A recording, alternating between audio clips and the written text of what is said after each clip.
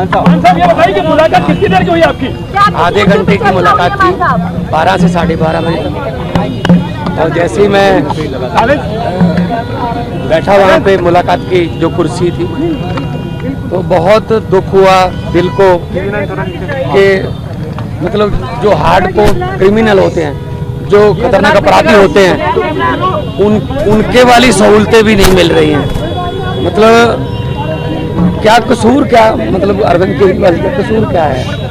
मतलब उसने अस्पताल बना दिए, यही कसूर है। उसने मोहल्ला क्लिनिक बना दिए, यही कसूर है। उसने बिजली फ्री कर दी, यही कसूर है।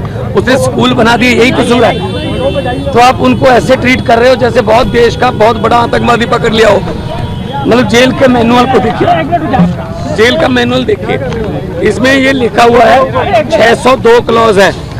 इसमें लिखा हुआ है however the superintendent of the prison may allow well behaved prisoners to have face to face interview after giving due consideration to security and other related aspects. मतलब इससे पहले चिदम्बरम साहब जब अंदर थे तो सोनिया गांधी मिलने आती तो उनको 1 to 1 एक कमरे में बिठा के वो मुलाकात कराते थे। आज शीशे के पार जैसे बहुत बड़ा कोई हार्डकोर क्रिमिनल जो है वो बैठा हो सामने, शीशे के पार फोन पे बात करवाई। मतलब हद हैरानी की। मोदी जी चाहते क्या है? मतलब ऐसे ये ट्रीटमेंट मिलेगी क्या?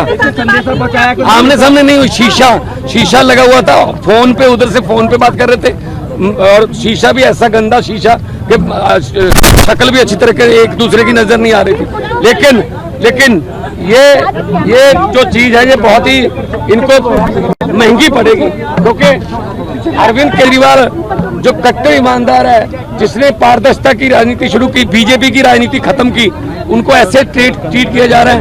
आज मुझे थोड़ा टाइम लगा अपने आप को संभालने में। एक सवाल है,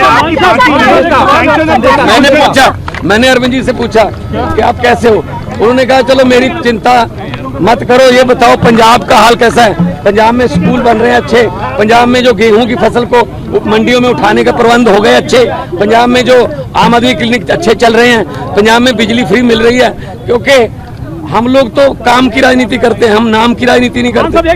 तो मैंने कहा जी बिल्कुल पंजाब भी अच्छा है। असम में जाके आया हूँ, गुजरात जा रहा हूँ, कल दिल्ली में भी प्रचार करूंगा, कुरुक्षेत्र गया हूँ। तो आम आदमी पार्टी जो है एक सोच का नाम है। अरविंद केजरीवाल एक व्यक्ति को तो गिरफ्तार कर लोगे, सोच को कैसे करोगे उसकी गिरफ्तार? आम लोगों के लिए पार्टी ने सैंक्शन आम लोगों के लिए दिया था कन्हैया कुमार के लिए, वो खुद दिल्ली से इलेक्शन लड़े हैं। ये तो इंडिया गठबंधन का अपना फैसला है जी। एक सवाल कह रहा है कि केजरीवाल के जेल में आने के बाद पार्टी में भगदड़ मच चुकी है। कौन कहता है भगदड़ मच चुकी है? आम आदमी पार्टी एक डिसिप्लिन ग्रुप है। आम आदमी पार्टी एक बहुत ही मतलब डिसिप्लिन में रहने वाली जमात है। हमारी पूरी पार्टी एक साथ है, चट्टान की तरह हम अरविंद केजरीवाल के साथ खड़े हैं और आएंगे, बाहर आएंगे। और 4 जून को, ये बात मेरी नोट कर लेना, स्क्रीन रिकॉर्डिंग करके रख लेना, 4 जून को जब देश में रिजल्ट आएंगे तो आम आदमी पार्टी एक बहुत बड़ी पॉलिटिकल शक्ति बन के उभरेगी।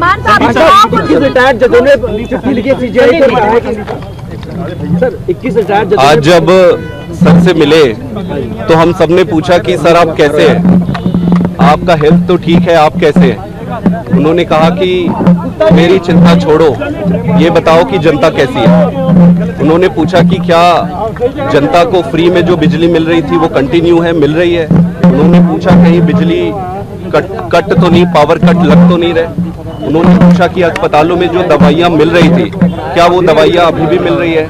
उन्होंने पूछा कि बसों में जो यात्रा हो रही थी फ्री में महिलाओं को, क्या वो अभी भी कंटिन्यू है? उन्होंने सारी चीजें पूछी कि दिल्ली का हाल कैसा है, जनता कैसे है, और हमने एक एक चीज उनको बताया। उन्होंने ये भी कहा कि अगले हफ्ते से वो 2-2 मंत्रियों को बुलाएंगे और 2-2 मंत्रियों को बुलाकर दिल्ली के सारे कामों का रिव्यू करेंगे। उसके साथ साथ उन्होंने मुझे ये भी कहा कि मैं सभी विधायकों से मिलूं और सभी विधायकों से मिलकर उनको ये कहूं, उनका केजरीवाल साहब का ये मैसेज उनको दूं कि वो अब अपने गली गली में, घर घर में, अपने एरिया में जाके जनता से मिले। किसी को कोई तकलीफ नहीं होना चाहिए, किसी को कोई दुख नहीं होना चाहिए। आज तक जितनी सेवा करते आ रहे थे उससे 10 गुना ज़्यादा सेवा करना है। उन्होंने ये भी कहा कि वो जल्दी बाहर आएंगे, और जब भी वो बाहर आए जो 1000 रुपए प्रति महीना सभी महिलाओं को देने का वो वादा और बजट पास जो उन्होंने किया है उसको वो पूरा करेंगे। मतलब पूरे समय वो सिर्फ यही पूछते रहे कि दिल्ली की जनता कैसी है, जनता कैसे है, जनता में क्या चल रहा है, सब सुखी तो है ना। सबसे बड़ी बात ये कही कि संगठन देख रहे हैं बहुत अच्छे तरीके से, और मेरी ड्यूटी इस बात के लिए लगाई कि आपने जगह जगह पे जाना है, और इंडिया अलायंस की अगर कोई किसी स्टेट में जाना पड़े इंडिया अलायंस के लिए वहाँ भी आप जाना है। तो ओवरऑल ये भी उनको संविधान की चिंता थी कि देश बचेगा तो पार्टी बचेगी, संविधान बचेगा तो पार्टी बचेगी। 21 रिटायर्ड जजों ने चिट्ठी लिखी सीजीआई को कहा कि जुडिशरी को बदनाम किया जा रहा है। 21 रिटायर्ड जजों ने चिट्ठी लिखी सीजीआई को कहा कि जुडिशरी को बदनाम किया जा रहा है। देखो पता क्या है, देश में जो हालात हो गए हैं, किसी को पूछ लो, दुकानदार को पूछ लो, वो भी कहेगा गलत हुआ है, ये गलत हुआ है। अरविंद केजरीवाल को गलत उन्होंने अंदर करा है।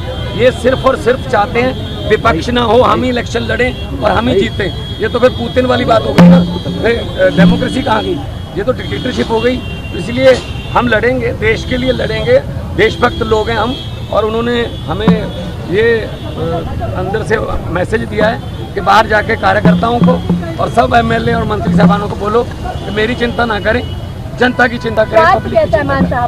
स्वास्थ्य ठीक है। देखो कौन सा कोई उधर दूसरी तरफ बिठा रखे थे, जब सोनिया गांधी चिदम्बरम को मिलते थे तो एक कमरे में बैठ के मिल लेते थे, प्रकाश सिंह बादल भी यहाँ मिलने आते थे तो कमरे में बैठ के मिलते थे। पता नहीं क्यों दुश्मनी इतनी है कि हमें आतंकवादियों की तरह ट्रीट किया जा रहा है। कोई बात नहीं, हम वो पत्ते नहीं जो शाख से टूट कर गिर जाएंगे। आंधियों को कह दो अपनी औकात में रहें।